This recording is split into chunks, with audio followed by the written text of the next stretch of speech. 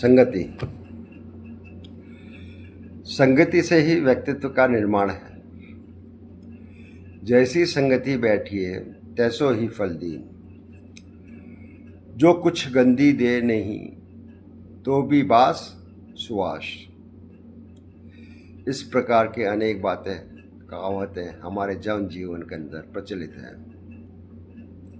इसी प्रकार कोयले की दलाली में हाथ काला जैसी कहावत भी है।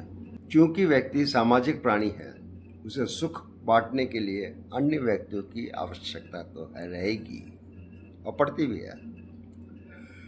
अपना जीवन चलाने के लिए भी उन्हें समाज पर ही निर्भर रहना पड़ता है। जो व्यक्ति अकेले जीने की कोशिश करता है वह कभी भी प्रसन्नचित्त दिखाई नहीं दे सकता।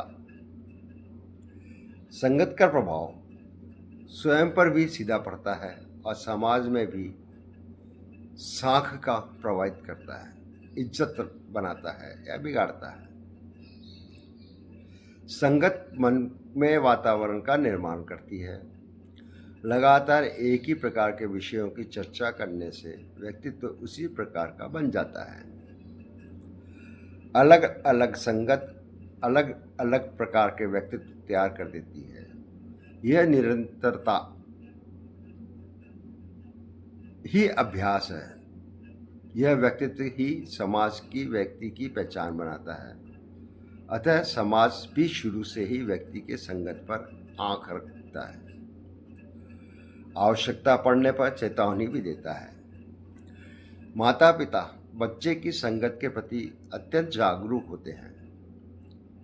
केवल धनी होना ही आवश्यक नहीं है, सुसंस्कृत होना भी आवश्यक है। घर में संस्कार अच्छे लोग होंगे तो बच्चा भी बाहरी प्रबोधनों से स्वयं को बचा पाएगा, नहीं तो संगति के प्रभाव में आसानी से इधर उधर आकर्षित हो जाएगा।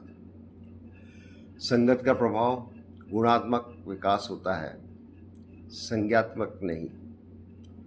गुण जीवन के संगत को प्रभाव गुणात्मक विकास की ओर बढ़ाती है। अच्छी संगत से विकास की प्रेरणा बनी रहती है, इस स्फूर्ति से बनी रहती है। अच्छे भाव बने रहते हैं। मैत्री के मार्ग भी प्रेरणा बनी रहती है। दूसरी महत्वपूर्ण बात है थिंक पॉजिटिव, सकारात्मक सोचें।